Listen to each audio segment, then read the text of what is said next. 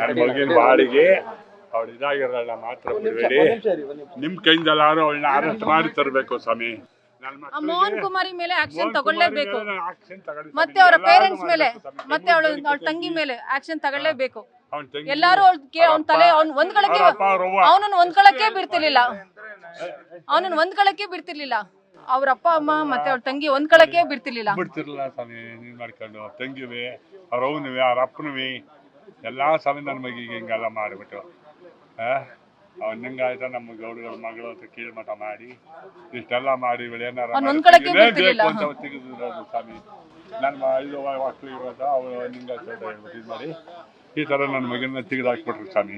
ಎಷ್ಟು ದುಡ್ಡು ಕೊಡೋದು ಸರ್? ಎಷ್ಟು ದುಡ್ಡು ಕೊಡೋದು? ಪ್ರತಿಯೊಂದಕ್ಕೂ ಮದ್ವೆ ಕೇಳಿದ್ರು, ಇದನ್ನ ಕೇಳಿದ್ರು, ಮನೆ ಕಟ್ಟಕ್ ಕೇಳಿದ್ರು. ನನ್ನ ಮಗಳು ಕೊಡ್ತು, ನಾನು 10 ಲಕ್ಷ ಕೊಟ್ಟು ಮಾಡಿದೆ. 500 ಗ್ರಾಮ್ ಚಿನ್ನ ಕೊಟ್ಟಿದ್ದೀನಿ. ಅವಷ್ಟ 10 ಗ್ರಾಮ ತಾಟಾಗಿ 5 ಗ್ರಾಮ 5 ಕಿಟಾರಿ ಇನ್ನು ಬಾಕಿ ತಳ ಅವಳೆ ಮಾರಿ ಸೈಟ್ ತಗೋಬೇಕು ಅಂತ ಅವಾಗ್ಲೂ ಕೊಟ್ವಿ. ನಮ್ ಕೈಲಿ ಆದಷ್ಟೆಲ್ಲ ಚೆನ್ನಾಗಿದ್ರೆ ಸಾಕೋಳು, ಚೆನ್ನಾಗಿದ್ರೆ ಸಾಕು ಅಂತ.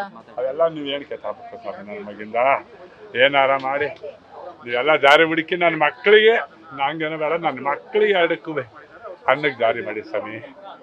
ನಾವು ದುಡ್ಡು ಹಾಕೋ ಶಕ್ತಿ ಇಲ್ಲ ಈಗ. ಅವ್ರನ್ನ ಏನೇ ನಮ್ಮ ಹೆಂಗ್ಸಂಗೆ ಹಿಂಗೆ ನಾವೇನು ನೋಡ್ಬೇಕಿದ್ರೆ ನನ್ನ ಮಕ್ಕಳು ಮಾತ್ರ ಕೈ ಬಿಡಿ ಸಾಕು. ನಿಮ್ಮ ಕಾನ್ವೆಂಟ್ ಅಂತವ ಅದು ಹೆಂಗೆ ಮಾಡಿಕೊಡ್ತೀರ ಮಾಡಿಕೊಡಿ.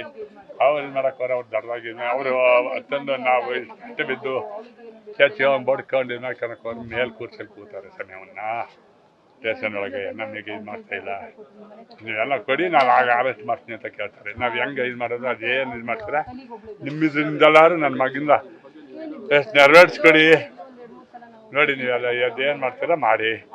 ನನ್ನ ಮಕ್ಳಿಗೆ ಮಾತ್ರ ಅನ್ನಕ್ಕೆ ದಾರಿ ಮಾಡ್ತಾರೆ. ನನ್ನ ಮಕ್ಳಿಗೆ ದುಡ್ದು ಓದಕ್ಕಟ್ಟು ಇದು ಮಾಡೋಕ್ಕದು ಹೆಂಗೆ ನಾವು ಇದು ಮಾಡ್ಬೇಕು. ನಾವು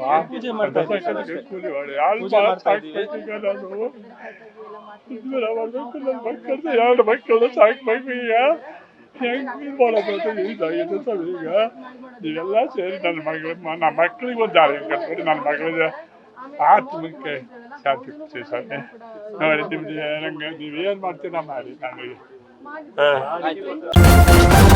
ನ್ಯೂಸ್ ಫಸ್ಟ್ ನಿರ್ಭೀತಿಯಿಂದ ನಿಮ್ಮ ಪರವಾಗಿ.